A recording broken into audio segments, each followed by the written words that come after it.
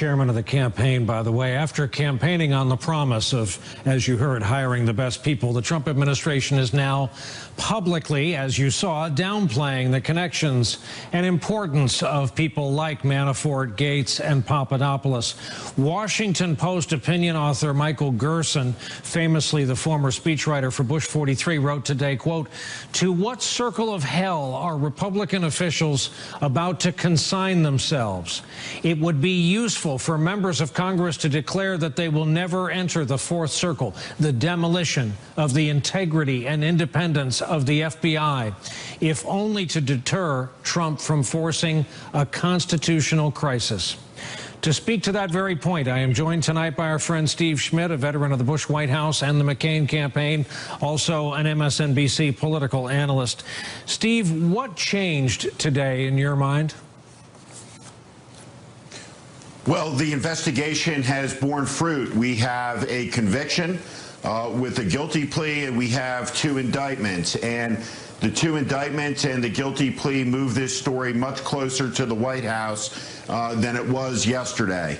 And not for nothing, Brian, I think it's important to remember that Paul Manafort, indicted for conspiracy against the United States, is one of the parties in the room meeting with officials of the Russian government for the purposes of receiving dirt on the Democratic nominee for President of the United States. And of course, also in that room are the president's son and the president's son-in-law. And we know that the president was directly involved in an effort to mislead the American people materially about that meeting. Donald Trump Jr. lied about it on the Sean Hannity television show. His lies unraveled very quickly. And so what we see today is the accumulation of all the lies over the first months of this administration about the campaign's dealings with Russia. And we see the first tangible evidence, the first links today. Steve, what would have happened if you were, back when you were with the McCain campaign, if I'd come to you and said, I've got buddies overseas and they have some dirt on Barack Obama, and I really don't like this Obama character, and I'm looking to defeat him, would you be interested? Yeah, I would have called the director of the FBI. That simple? That simple. Any loyal American does that.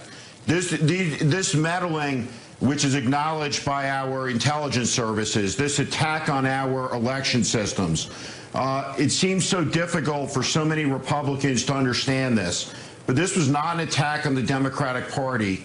This was an attack on the United States of America. If a foreign adversary reaches out, trying to interfere in our election process by trying to deleverage, to hurt the nominee of one of the two parties. In this case, I'm a Republican, so it would be the Democratic nominee. You call the FBI. Full stop. Steve, this calls for total speculation, but I'm curious how you'll answer. How does this end? Does this end with a two-term, 79-year-old president relaxing, enjoying the rest of his life at one of his golf resorts? But does it end earlier than that, and how? Look, I think that if you were just to bet, one, I think there's a much greater likelihood for a lot of different reasons that he finishes sooner than he signed up for. That being said, the chances are still much greater that he'll serve out his full term. We don't know what's going to happen in the future. We don't know, for example, what will be of General Flynn. Is he already cooperating with the investigation for the purposes of speculating openly? We do know this. The president goes to China as weak as he possibly can be. His legislative agenda completely stalled. No members of his party out there defending him today.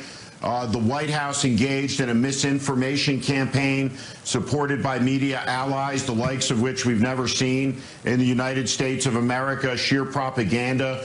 The Chinese leader, after the Chinese Communist Party conference, is now the most powerful Chinese leader since Mao. The threat of the situation in North Korea continues to escalate, and Donald Trump is the least popular president this early into his term in the history of polling in the United States. So there are many, many issues to be concerned about. What we do know about this investigation is Robert Mueller is holding it close.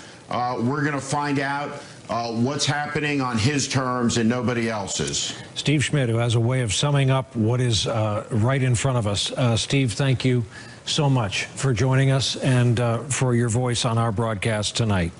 The last thing before we go this evening, not the most important development from today, but certainly a curiosity.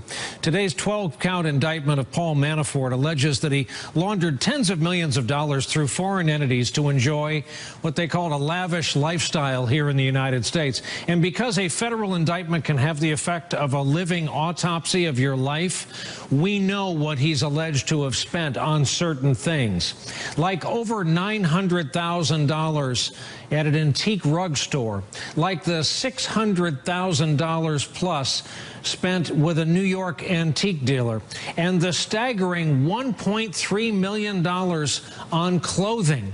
All of it spent at a men's store in New York and another one in Beverly Hills. Again, $1,369,000 and change on menswear. There are other things, not one but 3 Range Rovers and a lot of real estate, including a house in suburban Virginia outside Washington, which could be where Manafort will be spending his time under house arrest for the charges he was indicted on today. That is our broadcast on this eventful Monday as we start a new week. Thank you so much for being here with us, and good night from NBC News headquarters in New York.